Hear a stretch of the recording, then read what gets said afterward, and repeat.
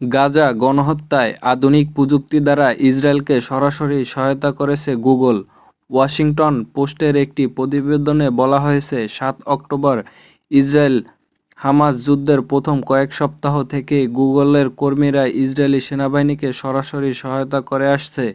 এ সময়ে গুগল তাদের সবচেয়ে উন্নত কৃত্রিম বুদ্ধিমত্তা প্রযুক্তি ইসরায়েলকে ব্যবহারের সুযোগ করে দিয়েছে। প্রতিবেদনে উল্লেখ করা হয়েছে যে গুগল ইসরায়েলের সেনাবাহিনী এবং প্রতিরক্ষা মন্ত্রণালয় এর সঙ্গে সরাসরি কাজ করেছে।